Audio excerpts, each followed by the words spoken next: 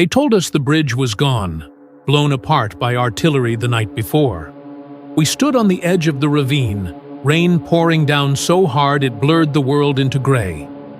The river below wasn't just water, it was rage, and we were supposed to cross it. My name is Sergeant Daniel Miller, combat engineer, 1944, somewhere in the Apennine Mountains of Italy. The official orders said, "Construct temporary crossing." But there was nothing temporary about what we were facing. The Germans had retreated to the other side of the gorge, but their snipers hadn't. Every time we raised our heads, a bullet split the air like lightning. The wind screamed through the valley. It was the kind of night that made even the bravest men question their choices. We had one chance, a single cable thick enough to hold our weight. The plan was simple: stretch it across the gap, anchor it, and send the men one by one with harnesses. Simple, they said. But war has a way of taking simple things and twisting them until they break. We began at dusk. My hands were already raw, my uniform soaked through. Private Harris, the youngest of us, kept slipping in the mud. "We're gonna die here, Sergeant," he said.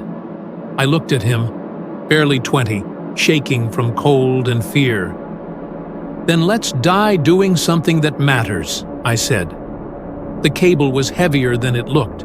We unrolled it through the mud, 1 foot at a time. Every gust of wind threatened to throw us off balance. One side had to be tied to the remains of the bridge, a structure that looked like the skeleton of something that once lived.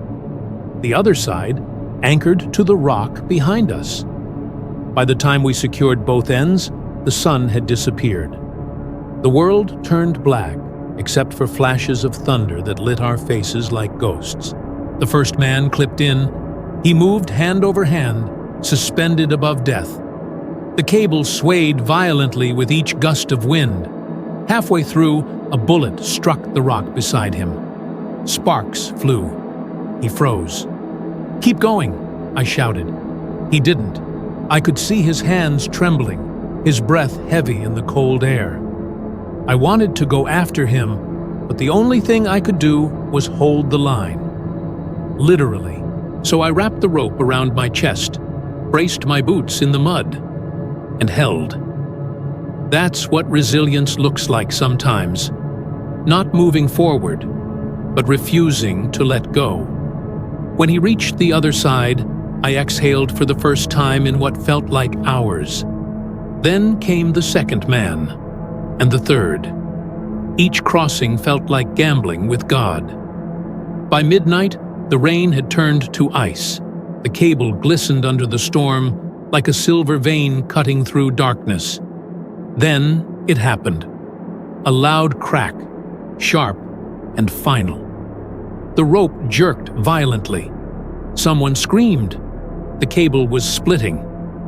We pulled back as hard as we could, trying to tighten the knots, but the wet rope slipped through our hands.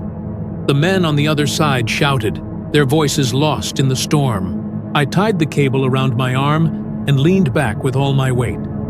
The strain was unbearable.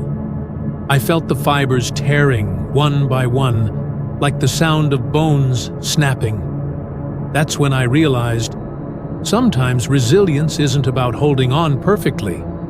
It's about holding on at all. Minutes passed like hours. My muscles screamed, my vision blurred. I could feel the rope cutting into my flesh. The pain wasn't sharp anymore. It was deep, spreading like fire. Someone yelled, "Let it go, Miller! It's not worth it!" But how do you let go when lives are tied to you?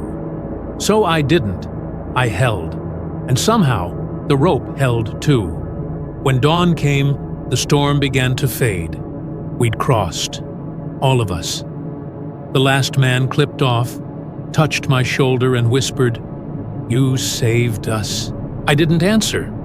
I was staring at the rope, shredded, bleeding fibers, but still intact. It looked more alive than any of us. Later, when the sun finally rose, we cut that same rope and carried it with us.